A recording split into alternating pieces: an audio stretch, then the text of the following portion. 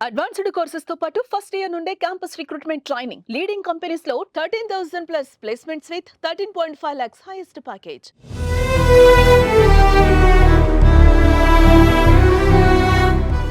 జగిత్యాల జిల్లా కోరుట్ల పట్టణం ఆదర్శ నగర్ చిన్నారి హత్య కేసులో ట్విస్ట్ నెలకొంది.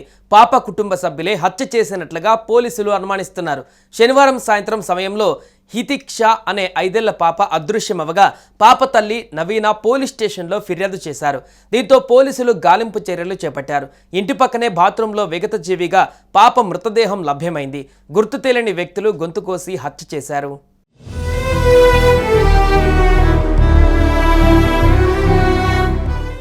జగిత్యాల జిల్లా కోరుట్ల పట్టణంలో 5 ఏళ్ల పసిపాప హితిక్షను గుర్తు తెలియని దుండగులు గొంతు కోసి హత్య చేశారు.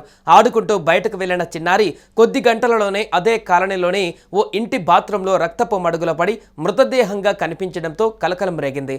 ఆదర్శ నగర్లో నివాసం ఉండే ఆకల రాములు నవీన దంపతులకు వేదాస్ హితిక్ష అనే 2 సంతానం ఉన్నారు. ఉపాధి కోసం రాములు గల్ఫ్ వెళ్ళగా నవీన అత్తమామల వద్ద ఉంటుంది. శనివారం సాయంత్రం కాలనీలోని ఇతర పిల్లలతో ఆడుకుంటున్న హితిక్ష ఆ తర్వాత కనిపించకపోవడంతో కుటుంబ సభ్యులు తీవ్ర ఆందోళనకు లోనయ్యారు. ఆమె ఆచూకీ లేకపోవడంతో పోలీసులకు సమాచారం అందించారు. తద్వారా పోలీసులు స్థానికులతో కలిసి గాలింపు చేపట్టగా అదే కాలనీలోని కొడుపల్లి విజయ్ ఇంటి బాత్రూంలో చిన్నారి రక్తపు మడుగుల పడి ఉన్నట్లు గుర్తించారు.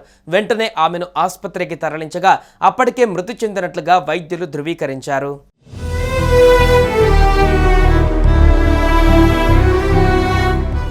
పలు కోణాలలో విచారణ చేపట్టిన పోలీసులు పలువురిపైన అనుమానాలు వ్యక్తం చేస్తున్నారు. ఉపాధి నిమిత్తం గల్ఫ్ దేశం వెళ్లిన పాప తండ్రి రాములు హుటాహుటిన అక్కడ నుంచి బయలుదేరారు. పాప సొంత పిన్ని మమతనే హత్య చేసినట్టు పోలీసులు అనుమానిస్తున్నారు. జిల్లా ఎస్పీ అశోక్ కుమార్ స్వయంగా రంగంలోకి దిగారు. హితిక్ష కుటుంబ సభ్యులలో కొందరిని ప్రశ్నించిన పోలీసులు కుటుంబ కలహాలే హత్యకు దారితీసినట్లుగా భావిస్తున్నారు.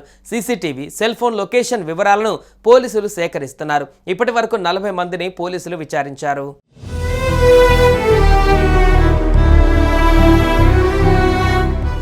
మరోవైపు బాలిక మృతదేహం దొరికిన ఇంటికి చెందిన వ్యక్తిని కొడిపల్లి విజయ్గా పోలీసులు గుర్తించారు. విజయ్ భార్య దూరంగా ఉంటున్నట్లుగా సమాచారం. ఆ ఇంట్లో విజయ్తో పాటు అతని అన్నదమ్ముల కుమారులు ఉన్నట్లుగా సమాచారం. అయితే విజయ్ ఎక్కడున్నాడని ఆరా తీసిన పోలీసులు సెల్ ఫోన్ ద్వారా అతనితో మాట్లాడితే వరంగల్ జిల్లా నర్సంపేటలో ఉన్నట్లుగా చెబుతున్నట్లు సమాచారం. విజయ్ నర్సంపేటలో ఉంటే బాలిక మృతదేహం అతని ఇంట్లోని బాత్రూంలోకి ఎలా వచ్చిందన్న సందేహాలు వ్యక్తమవుతున్నాయి. పోలీసులు విజయ్పై కూడా అనుమానం వ్యక్తం చేస్తున్నట్లు తెలుస్తోంది.